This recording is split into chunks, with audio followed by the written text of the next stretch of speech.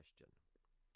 She pointed through the open door into my room and said, "Go look inside that picnic basket and see what I found."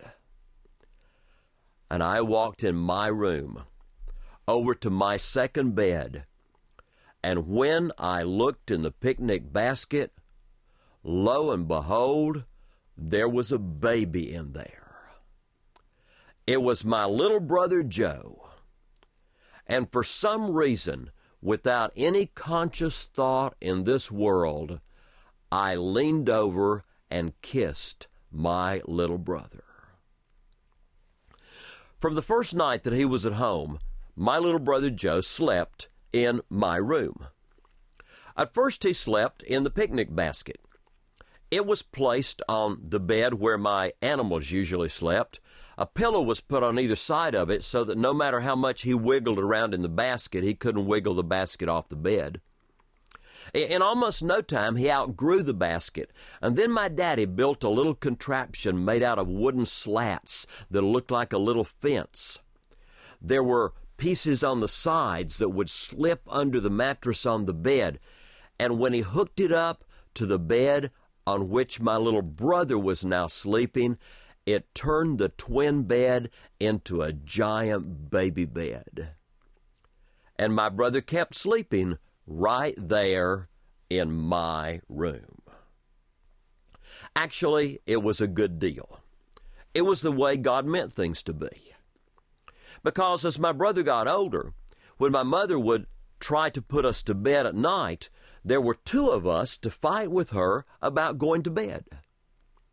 She would try to put us to bed. He needed a drink of water. As soon as he had his drink of water, I needed a drink of water. As soon as I finished my drink of water, he needed to go to the bathroom. As soon as he finished going to the bathroom, I needed to go to the bathroom. And then the whole thing started all over again until finally my mother would get so worn out, she would call my daddy for help. And then my brother and I would lose. But after that, because we were both sleeping in my room, we would stretch out on our beds in the dark and we would talk one another to sleep. We would talk about all the things we had done that day and all the things we're planning to do tomorrow. It was good. My brother Joe and I shared the room all through our years before we started to school, all through the years we were in elementary school, all up in, suddenly I turned 13. And everything that had been good about sharing a room came to a quick dead end. Overnight, the day I turned 13, I had had enough of my brother. Overnight, the very day I turned 13, I had in fact had enough of my whole family. They were polite enough not to tell me what they thought about me.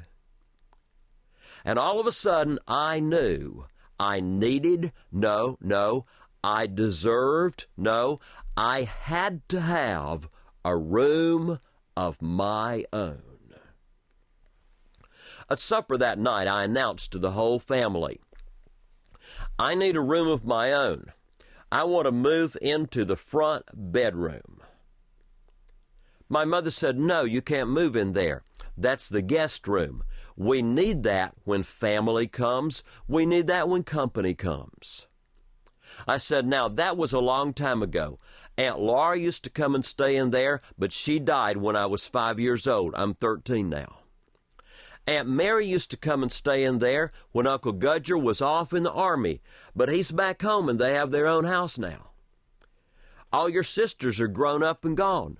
The only person who ever stays is my grandmother when she gets sick, and that's only about once a year. I can move out once a year. I need a room of my own. My mother said, you have a room of your own. It was your room before your brother was even born. It's still your room, Now it just belongs to both of you. You need to stay in there because you need to be there to take care of your brother in case he needs you in the night. He may need help. I thought, he needs help, all right. He needs help getting out of my room. What kind of help could a little kid need in the night? Sleeping?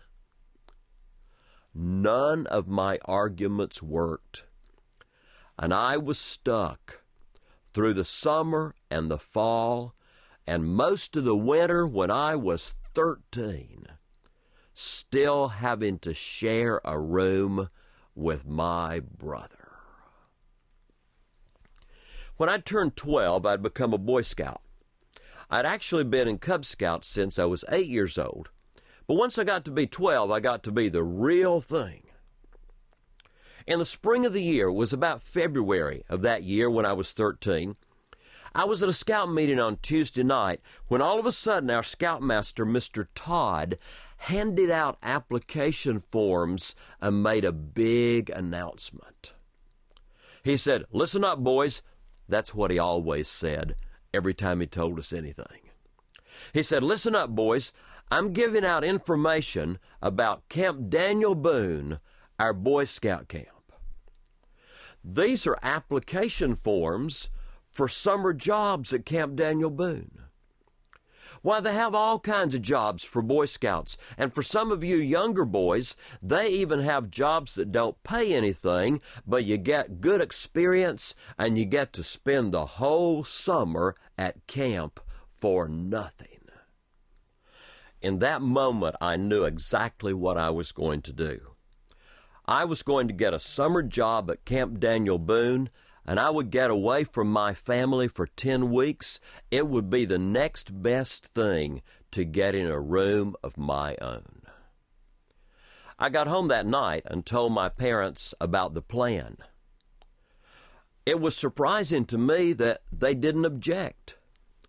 My daddy thought it was a great thing for me to work at Camp Daniel Boone. My mother thought it was a wonderful thing for me to go to camp for the whole summer. Even my brother Joe thought it sounded like a great idea. I never suspected that they wanted to get rid of me as much as I wanted to get away from all them. I began to look at the application. You got to put down 3 choices about jobs in which you might be interested. My first choice was canoe dock manager. I'd never been in a canoe, and that sounded like fun. My second choice was archery range. All my life, I wanted to shoot bows and arrows, and I thought if I could work at the archery range, I'll probably get a chance. My third choice was the waterfront. Because I thought, well, if I get to work at the waterfront, maybe I'll learn to swim before the summer's over. I filled out the whole application form. Both my parents signed on the line where it asked for one parent's signature, and the next week I took it back to the Boy Scout meeting, gave it to Mr. Todd, and started waiting. It seemed like forever. But actually, it was only about 3 weeks until the answer came.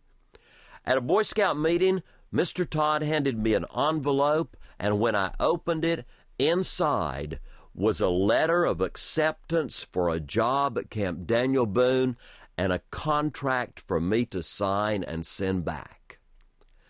I had been offered the job of kitchen steward. I took the contract home, and my daddy said, "Oh, that's good. That'll be a good job. The kitchen steward, that's like being the cook's helper, while you'll probably have lots of time off because you can only help the cook at meal times. That'll be a great job." We read all the way through the contract, and at the very bottom, there was a little blank space where it said, "Pay for the summer." The printed $sign had been scratched out, and the word experience had been written into the space. But I didn't care. I was going to be away from my family for the summer. Finally, school got out. My mother began to pack up all the things she thought I would need. my clothes, a flashlight, a first aid kit,